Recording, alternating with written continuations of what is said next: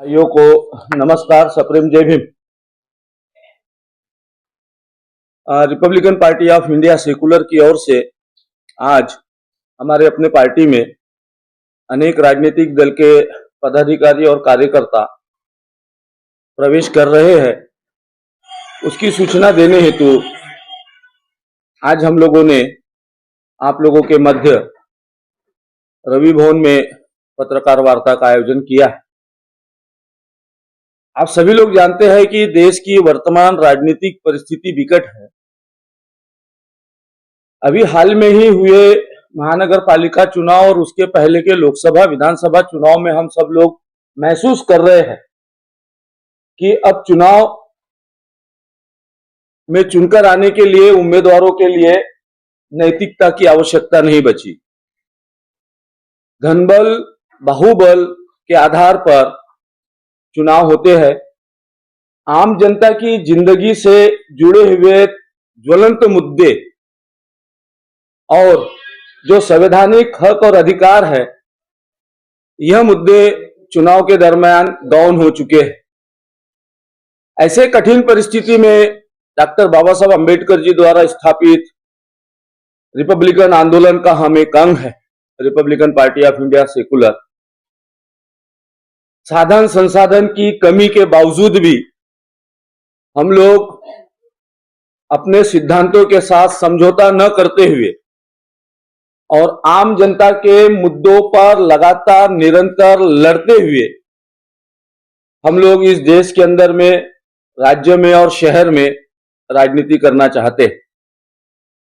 क्योंकि हमें मालूम है कि आज पूंजीवाद और धर्मांध ताकतें हावी हो चुकी है और इन्हें सिर्फ और सिर्फ सिद्धांतों के आधार पर या नैतिकता के आधार पर ही परास्त किया जा सकता है। और वैचारिक रूप से हम डॉक्टर बाबा साहब अम्बेडकर जी के अनुयायी हैं, तो स्वाभाविक रूप से हम लोग वैचारिक रूप से मजबूत है। भले ही धनबल बाहुबल या षड्यंत्र हमें उतने बड़े पैमाने पर नहीं आते जितने वर्तमान की सत्ता और विपक्ष पार्टियों में दिखाई देती है। तो अपनी राजनीति को करते हुए हम लोग लगातार जब लोगों के बीच में जा रहे हैं, तो हमें अच्छे अच्छे जो कार्यकर्ता अनेक राजनीतिक दलों में काम कर रहे हैं, वे अपने अपने राजनीतिक दलों में नाखुश है। उन्हें भी लगता है कि आम जनता के हितों के लिए देश के अंदर में राजनीति होना चाहिए, तभी यह देश तरक्की, उन्नति और प्रगति की ओर अग्रसर होगा। तो ऐसे अनेक साथियों ने हमें निवेदन किया कि वे हमारे पार्टी में आना चाहते। इसी क्रम में मेरे साथ 20-22 साल तक बीएसपी में काम कर चुके अरुण अंकुश सहारे, जो अभी हाल तक बहुजन समाज पार्टी के एक महत्वपूर्ण अंग थे, निर्णय प्रक्रिया में थे और फिर शिवसेना में वे शामिल हुए और अभी बीएसपी शिवसेना छोड़कर वे republican party of India secular में शामिल हो रहे हैं। हम लोग उनको महत्वपूर्ण जिम्मेदारी दे रहे हैं। उसी तरीके से लोग कहते हैं कि भाई रिपब्लिकन पार्टी में या पूरे सामाजिक परिदृश्य में नवयुवाओं की कमी है, लेकिन हमारे साथ अभिषेक विजय चाहंदे जैसे विद्यार्थी, पूनम जयपाल वाल्दे जैसी विद्यार्थी हमारे साथ जुड़ रही है। वंदना शेखर चोखांद्रे, मंदा गौतम गंभीर जैसे बहुत सारे लोग हमारे साथ जुड़ रहे हैं। मैं इनके पद की घोषणा करता हूं आप लोगों के सामने और निवेदन करूंगा कि पार्टी की ओर से उन्हें पुष्पगुच्छ देकर और नियुक्ति पत्र देकर उनका स्वागत किया जाएगा। साथ ही वरिष्ठ साथी लालू राम जी साहू, इनसे निवेदन करूंगा कि वे अरुण सहारे को नियुक्ति पत्र देकर, उनकी नियुक्ति नागपुर शहर उपाध्यक्ष पद पर की जा रही है, तो वे उन्हें नियुक्ति पत्र देकर उनका सम्मान करेंगे। जी उन्हें पार्टी का झंडा देकर पार्टी में प्रवेश कराएंगे। रत्नमाला गणवीर उन्हें पुष्पगुच्छ देकर पार्टी में प्रवेश कराएंगे।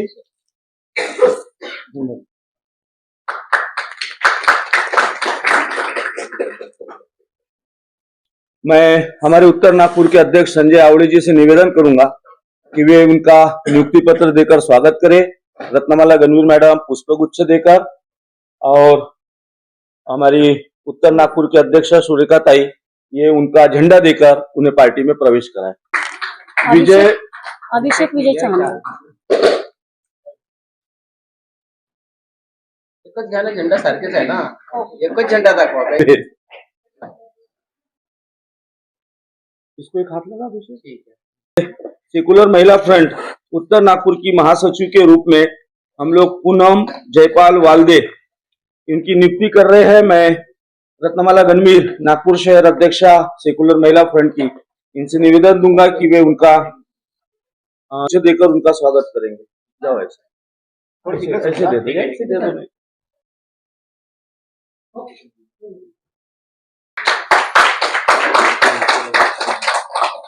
अध्यक्षा के रूप में मंदा गौतम गणवीर, मैं नागपुर शहर अध्यक्षा सेकुलर महिला फ्रंट की रत्नमाला गणवीर इनसे निवेदन करता हूं कि वो नियुक्ति पत्र देकर उनका स्वागत करें।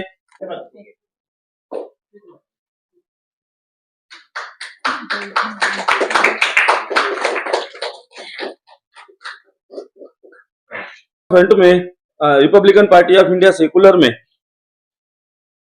शामिल होने वाले प्रभाग क्रमांक 9 महासचिव वंदना चोखांद्रे, मैं हमारे जिला अध्यक्ष इनसे निवेदन करूंगा कि वे उनका नियुक्ति पत्र देकर स्वागत करेंगे।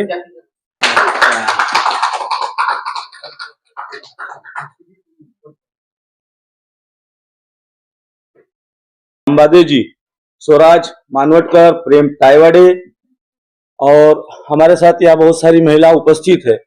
ये तमाम लोगों ने आज Republican party of India secular में शामिल होकर डॉक्टर बाबा साहब आम्बेडकर जी को योगदान देने का ऐतिहासिक फैसला लिया है। इसलिए हम लोग पार्टी की ओर से भी डॉक्टर बाबा साहब आम्बेडकर जी द्वारा बनाई गई रिपब्लिकन पार्टी, जो वर्तमान में दयनीय अवस्था में है, जिसकी खिड़की दरवाजे पंखे नहीं है, जिसमें सोफा सेट नहीं है, जिसकी दीवारें जर्जर हो चुकी है, जिसमें कवेलू नहीं है, इस बाबा साहब की झोपड़ी को छोड़कर दूसरे किसी भी राजनीतिक दल के बंगलों के सामने गले में पट्टा बांधकर आमदार, खासदार और मुख्यमंत्री इस पद से बाहर निकलकर डॉक्टर बाबा साहब आम्बेडकर जी द्वारा बनाए गए, रिपब्लिकन पार्टी द्वारा दिए गए अशोक चक्र वाले नीले झंडे को स्वाभिमान से कंधे पर उठाकर काम करने का निर्णय लिया है। हमारे पार्टी के लिए इससे बड़ी खुशी की बात नहीं है। हम पार्टी की ओर से भी उनका स्वागत करते हैं और आप लोगों से निवेदन है कि आप लोगों के पास कोई प्रश्न हो तो पूछ सकते। मी मागल्या 20-25 वर्षापूर्वी पासून ते काम करत होतो बहुजन समाज पार्टीमध्ये। त्यानंतर तिथं जरा गडबडचं मिशन लक्षात आला, मग नंतर शिवसेनामध्ये गेलो। तर शिवसेना हा असा पक्ष आहे की आम्ही जे दलित आदिवासी पिछडा वर्गातून येतो, तो सन्मान तिथं बरोबर भेटला नाही आणि तो सन्मान भेटल्याच्या व्यतिरिक्त असं वाटलं की याच्याहून चांगलं घर तर आमची रिपब्लिकन पार्टी आहे। कमीत कमी तिथे खिडकी दरवाजे नसेल पण उभं राहिले आमची स्वतःच्या घरत आहे। आणि सर्वात मोठी गोष्ट हे आहे, मला खूप मोठा आज अभिमान वाटून राहिला की समता सैनिक दलाच्या माणसानं त्यांनी मला ते बाबासाहेबांची रिपब्लिकन पार्टीचा झेंडा हातात देऊन सानी माझा सन्मान सत्कार केला। हा बहुत मोठा सत्कार आहे आणि हा सत्कारला पुढे नेण्याचा जो धीर आहे तो मी हातात घेतो आणि रिपब्लिकनचे जितके भी हे आहेत कमी आहे ते पूर्ण करायचा आमची पुरी टीम वादा करते। एवढंच बोलून मी माझे अजून प्रश्न असा आहे, बोला। तुम्ही बसपातही होते, उभाटातही होते, आता सेक्युलर मध्ये आले। बोला। आता सेक्युलरचा तुम्ही म्हणजे पदाधिकारी पदावर गेलेले आहात। हो। याला तर सोडणार नाही ना? नाही नाही वचन घेऊन राहिले का? बिलकुल आत्री फक्त तिथं वैशाली घाटवरच सुटणार. क्या बात है। थोड़ी सी पार्श्वभूमि के लिए 2 मिनट दीजिएगा। किसी भी लोकतांत्रिक देश में पार्टियों का विभाजन लाजमी आश्चर्यजनक घटना नहीं है। क्या कांग्रेस के अंदर में तृणमूल कांग्रेस है, इंदिरा कांग्रेस थी, अभी सोनिया गांधी की कांग्रेस चल रही, राष्ट्रवादी के नाम से कांग्रेस देख रहे हैं, अभी अजित पवार के नाम से कांग्रेस देख रहे हैं आप। सीपीआई, सीपीएम, सीपीआई एमएल वगैरह वगैरह 50 ग्रुप है उनके अंदर में। समाजवादियों में अखिलेश यादव चल रहे हैं, कहीं मुलायम चल रहे थे, फिर लालू जी के सुपुत्र उसको चला रहे हैं, कहीं रघु ठाकुर चला रहे हैं, कहीं बीजू पटनायक चला रहे हैं। अनेक विभाजन उनके अंदर है। तो स्वाभाविक रूप से रिपब्लिकन पार्टी में भी एक विभाजन है, पहली बात। दूसरी बात कि हमारा जो विभाजन है, ये विभाजन कागजों पर है, मैदानों में अगर आपको दिखता होगा तो आप मुझसे बात कर सकते हैं। ले देकर 1 या 2 ग्रुप ही पूरे महाराष्ट्र में रिपब्लिकन गठ के थोड़े से सक्रिय दिखाई देते हैं, और उसमें लगातार निरंतर आरपीआई सेकुलर ही आपको मैदान में भी, कोर्ट कानून न्यायिक लड़ाई में भी, चुनाव मैदान में भी सबसे आगे दिखाई देती है। आप ही अंदाज लगा लीजिए कि अभी हाल ही में संपन्न हुए महानगर पालिका चुनाव में कितने रिपब्लिकन गठों ने अपने उम्मीदवार उतारे?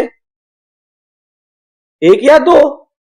तो फिर यह कह देना कि रिपब्लिकन पार्टी में गठ है, इसका मतलब ये रिपब्लिकन जनता का मनोबल खराब करने का बड़ा प्रयत्न है, क्योंकि गठ सभी में है। बाबा साहब के बाद हमारे कांशीराम जी आए, उन्होंने भी एक नई विचारधारा, एक नया झंडा और एक नई पार्टी लेकर आए। वामसेव से उनका जन्म हुआ। आज देख रहे कि रिपब्लिकन से 4 गुना ज्यादा उनके गठ है। लेकिन यह प्रश्न सिर्फ और सिर्फ डॉक्टर बाबा साहब आंबेडकर जी की पार्टी पर ही उठाया जाना, ये इस बात का घोतक है कि कहीं कुछ इसके पीछे शंका है। जिन पार्टियों का आपने उदाहरण दिया है, उन पार्टियों के नगर सेवक है, एमएलए है, खासदार भी है, रिपब्लिकन पार्टी का एक भी महाराष्ट्र के अंदर में नगर सेवक चुनकर नहीं आया। बहुजन समाज पार्टी, बीआरएसपी क्या बोलते हैं, और अभी जो भारत मुक्ति मोर्चा और सुलेखा ताई की, आप देखिए कि उन्होंने कभी नगर सेवक कितने लाए। आरपीआई ने 18 नगर सेवक इस नागपुर शहर को दिया है। ये आंकड़ा अभी तक बहुजन समाज पार्टी जैसे राष्ट्रीय पार्टी ने पार नहीं किया। अभी तक उसकी उतनी राजनीतिक ऊंचाई नहीं पहुंची कि वो 18 नगर सेवक पार करे।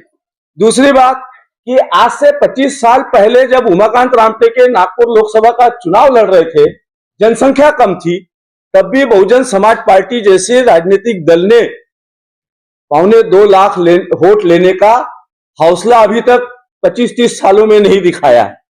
5 महापौर नागपुर शहर में रिपब्लिकन पार्टी ने दिए, अनेक उप महापौर दिए, स्थायी समिति के अध्यक्ष दिए, अनेक जगह पर दिए। उत्तर नागपुर जैसे जगह पर हम लोगों ने 3-3, 4-4 विधायक दिए। नागपुर शहर के 2-2 जगह पर हम लोग लगातार दूसरे नंबर पर विधानसभा पे लड़ते रहे। लोकसभा का चुनाव रिपब्लिकन पार्टी अनेक समय तक दूसरे नंबर पे रही। आप बताइए कि ऐसा कौन सा राजनीतिक दल है जो जिसके साथ इतनी उपलब्धियां क्या है? कारण है? पूरा ग्राफ घसर गया एकदम। अभी क्या कारण है? डॉक्टर बाबा एकदम पिछड़ गए एकदम। आपने ये सबसे महत्वपूर्ण प्रश्न पूछा है कि डॉक्टर बाबा साहब आंबेडकर जी द्वारा स्थापित रिपब्लिकन पार्टी ऑफ इंडिया और उसके अंदर निहित रिपब्लिक विचार, इससे इस देश का जो सत्ताधारी वर्ग है, जिसे हम लोग मनुवादी या पूंजीवादी वर्ग कहते हैं, वो घबराता है। और इस क्रांति को रोकने के लिए अनेक नीले झंडे वाले राजनीतिक दलों को खड़ा करके डॉक्टर बाबा साहब आंबेडकर जी द्वारा खड़े किए गए ओरिजिनल आंदोलन को समाप्त करने का प्रयत्न किया जा रहा है। और एक हद तक वो लोग सफल हुए, लेकिन अभी चुनाव ने आपको बता दिया कि अब महाराष्ट्र में उनका कोई नाम लेवा नहीं बचा है, जमीन दोस्त हो गए हैं वो लोग। अभी रिपब्लिकन पार्टी ऑफ इंडिया को इकट्ठा आना बहुत जरूरी है, कारण क्योंकि ये अभी नहीं आए तो आने वाले समय में जो हमारे बच्चे हैं उन्हें धोखा हो सकता है। क्या आपको लगता नहीं कि सेकुलर ने इकट्ठा आने के लिए रिपब्लिकन पार्टी ऑफ इंडिया इकट्ठा होना चाहिए, इसके लिए प्रयास करना चाहिए? लगातार अनेक वर्षों से इस प्रश्न का सामना रिपब्लिकन पार्टी के तमाम लोग कर रहे हैं और जब जब भी रिपब्लिकन पार्टी एक हुई है, 2 बार इसका सफल प्रयोग हुआ और वो बहुत प्रयोग सफल रहा।